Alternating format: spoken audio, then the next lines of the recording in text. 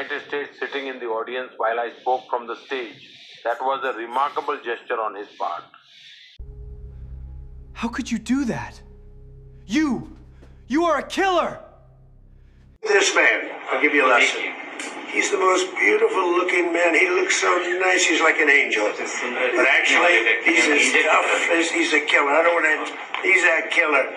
He's as tough as they come. But he looks so good. So he gets you by surprise. And there's few people like this. People say, he's such a nice man. I said, no, he's very tough. He's a tough trader. And he loves the Indian people, but he also loves the USA. We had... I have a lot more feelings than you have for me.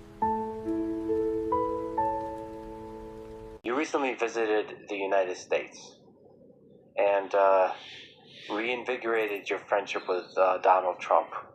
What do you like about Donald Trump as a friend, as a leader? I'd like to share with you an event that stands out in my memory.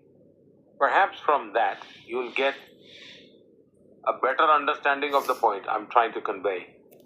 For example, we had an event in Houston, Howdy Modi. Both President Trump and I were there, and the entire stadium was completely packed. A massive crowd at an event in the US is a huge moment. While packed stadiums are common in sports, this was extraordinary for a political rally. The Indian diaspora had gathered in large numbers. Both of us delivered speeches, and he sat down below listening to me speak. Now that's his humility. The President of the United States sitting in the audience while I spoke from the stage, that was a remarkable gesture on his part. After finishing my speech, I stepped down. And as we all know, security in the US is extremely strict and thorough. The level of scrutiny there is on a completely different level. I went over to thank him and casually said, "If you don't mind, why don't we take a lap around the stadium?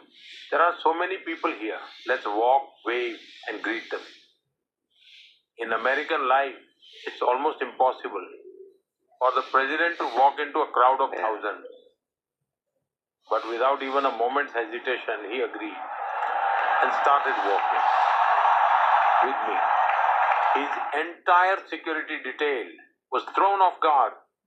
But for me, that moment was truly touching. It showed me that this man had courage.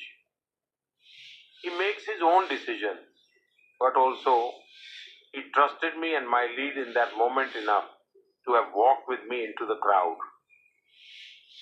It was that sense of mutual trust, a strong bond between us, that I truly witnessed on that day.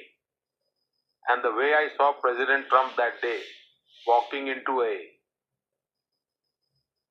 crowd of thousands without even asking security, was truly amazing.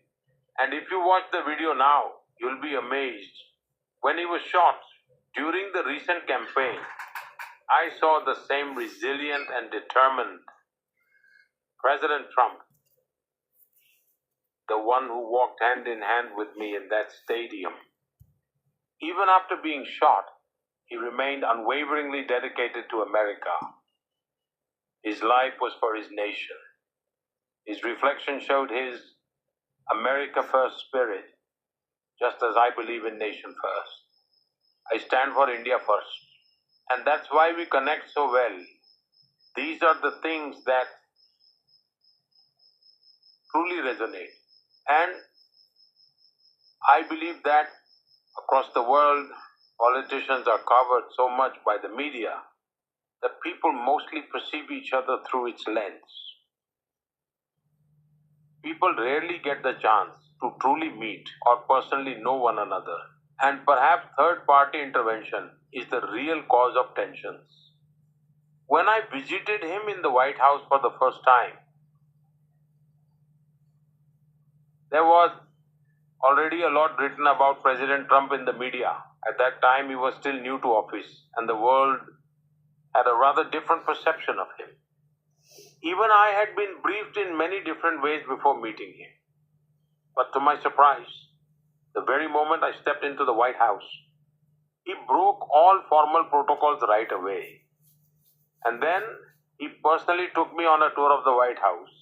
As he showed me around, I noticed something striking. He wasn't holding any notes or cue cards, nor was anyone accompanying him to assist. He pointed things out himself. This is where Abraham Lincoln lived, he said. He even explained why the courtroom was designed so long. He would point at the table and tell me which president signed here and on what date. I found that incredibly impressive. It showed how much he honored the presidency and how respectful and deeply connected he was to America's history. I could feel that. And he spoke to me freely, discussing many things openly. That was my experience from our first meeting. Later, when his first term ended and President Biden won, 4 years passed. But during that time, whenever someone we both knew met him, and this must have happened dozens of times, he would say, "Modi is my friend, convey my regards." That kind of gesture is rare. Even though we didn't meet physically for years, our direct and indirect communication, our closeness, and the trust between us remained unshaken. He said that you're a much tougher, much better negotiator than he is. He said this recently when you visited. What do you think of him as a negotiator? And what do you think he meant about you being a great negotiator? Now, that's not something I can comment on, since it's his graciousness and humility. It is very kind of him that he openly appreciates me on various occasions and in different contexts. But about negotiation, I always put my country's interests first. That's why in every forum I speak up for India's interest. Not to harm anyone, but in a positive manner. And because of that, no one takes offense. People know that if Modi is present, he will strongly advocate for these things. After all, the people of India have given me this responsibility.